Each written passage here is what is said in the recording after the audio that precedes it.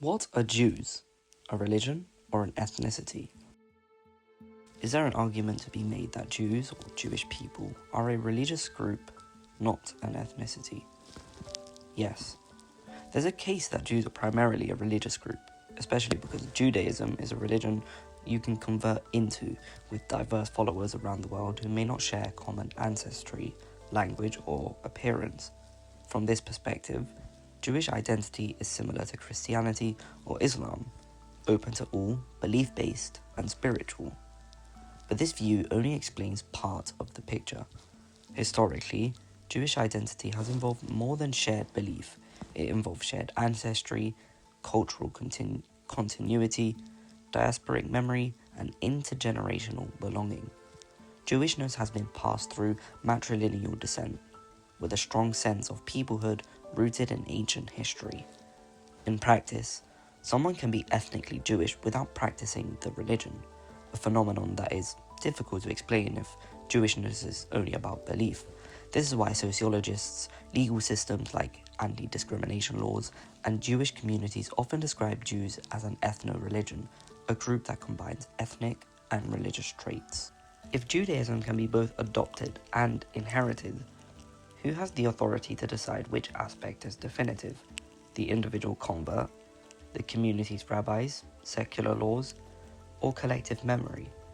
That question takes us straight into the politics of definition. When a modern state codifies identity, its power is immense. Israel's law of return grants every person with at least one Jewish grandparent automatic citizenship, an explicit legal statement that Jewishness is heritable. This state definition influences border controls, national statistics, and political representation. Yet a state's interest is never neutral. Demographic stability, ideological narratives, and even military conscription can hinge on who counts as Jewish. Long before 1948, rabbis in Babylon, Spain, and Poland were debating who is Jewish based on lineage, conversion rituals, and accepted customs. Medieval Jewish travelers described fellow Jews in far-flung lands as part of a single people, even without a homeland. Those traditions persisted under Christian and Muslim rulers who sometimes forced conversions or expelled Jews. Despite centuries without a Jewish state, community institutions maintained a sense of ethnic religious continuity rooted in shared texts, calendars, and life cycle rituals. So if state edicts and communal memory both shape identity, we gain perspective by looking beyond Judaism.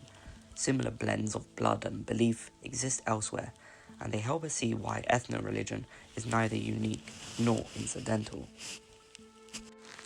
Some global examples are the Druze in Lebanon and Syria. They have a faith offshoot of Islam but refuse all converts. Religious knowledge for them is secret and passed within families, and marriage outside the community is rare. Yazidis of northern Iraq worship an ancient Mesopotamian-inspired faith. They forbid conversions and intermarriage, viewing membership as a sacred birthright. Or the Parsis in India, who descend from Persian Zoroastrians who fled the Islamic conquest. They maintain endogamy and reject outside adherence. In each case, membership for them is inherited, not earned through belief alone. This results in an ethnic religious enclosure that guards language, ritual, and collective memory against external pressures. While enclosure can protect doctrines under threat, it can also ossify them. Closed communities risk schism, stagnation, and resistance to social progress. If you think of the Amish and their reactions to technology, or rigid caste systems in other hereditary faith groups, the lack of new perspectives may weaken adaptive capacity over generations. These patterns reinforce the idea that ethno-religion often arises from trauma, yet the very tools of survival can become double-edged swords. When empires crushed revolts and expelled entire populations, think of the Romans after 70 CE, the Crusaders in the 12th century, or the Ottomans in the 19th century, Jewish communities had no state to rally behind. their only refuge was in each other. By tying belonging to ancestry, they created small fortresses of memory and ritual that persisted across geographies: Ashkenazi, Sephardi, Mizrahi, Beta Israel. Similarly, Yazidis and Druze endured persecution by drawing unbreachable boundaries around their beliefs. Yet, this fortress can become a prison. Strict birthright requirements exclude would-be allies and limit new insights. When changing moral norms demand reinterpretation, whether that's on gender roles, engagement with broader society, or interfaith cooperation, some ethno-religious communities struggle to integrate. The tension between preserving the past and embracing the future can fracture unity or provoke radical splinter movements. A cultural fortress built to resist erasure can, over time, be turned outward as a tool of political argument, weaponizing the very ethics of protection it was meant to embody. So when an identity built for protection becomes enshrined in law and social practice, it gains extraordinary moral and rhetorical force, but also the potential for misuse. In theological antisemitism, the target is Jewish beliefs. I dislike your idea of God. In racial antisemitism, the target is Jewish blood. I hate you because your mother was Jewish.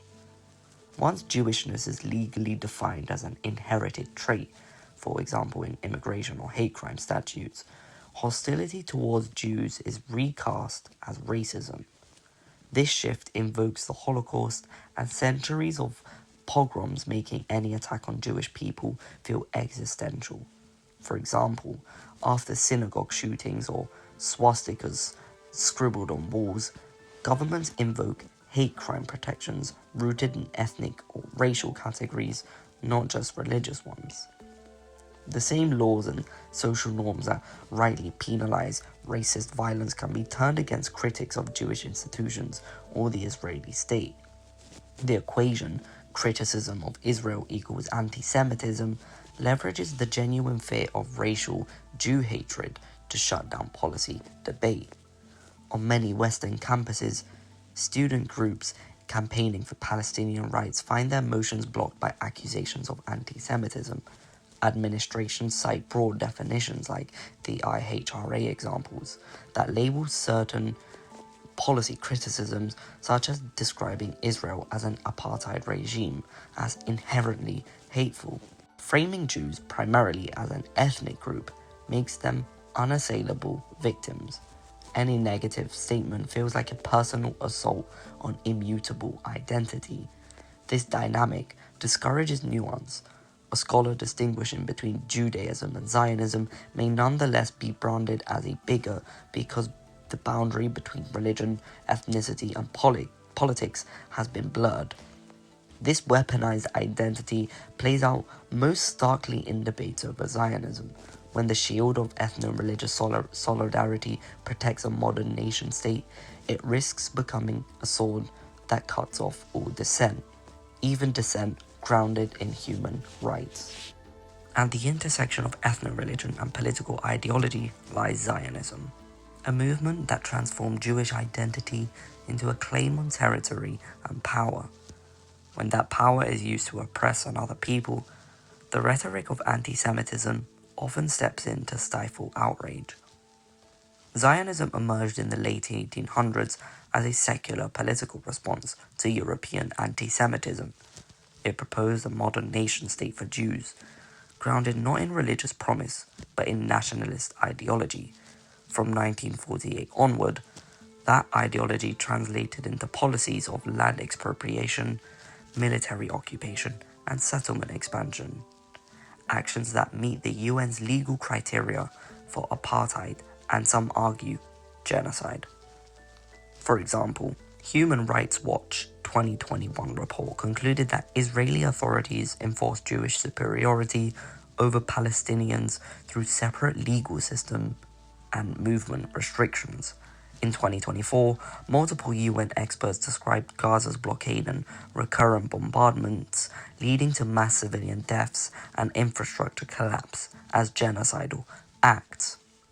However, Jewish communities worldwide still face violent anti-Semitic attacks, from European street assaults to far-right terrorism. Their safety concerns are real. Public institutions sometimes conflate anti-Zionist speech with anti-Semitic conspiracies, believing that criticism of Israel's founding ideology can embolden Jew haters. For example, after the 2023 Gaza conflict, journalists and politicians who spoke of apartheid or ethnic cleansing faced investigations for anti-Semitism. Some lost their jobs or were censored, even though their critiques aligned with the Amnesty International and ICJ terminology. But this is a double bind. Palestinians suffer under occupation, displacement, and blockade. Their calls for justice are silenced by accusations that they are complicit in the hatred of Jews, and Jews fearing anti-Semitic violence see any strong rhetoric against Israel as a potential spark for renewed hatred. To uphold universal human rights, we have to disentangle Jewish ethno-religious identity from the political project of Zionism. We need safeguards that protect Jews from genuine hate, while preserving the right to critique any state's action, no matter how the victims or perpetrators self-identify. So how can legal discussions of anti-Semitism be refined so that they do not encompass legitimate criticism of state policy? What frameworks allow both Jewish communities and Palestinian to claim their rights without negating each other's suffering? And in what ways can civil society foster nuanced debate that honors historical trauma without weaponizing it?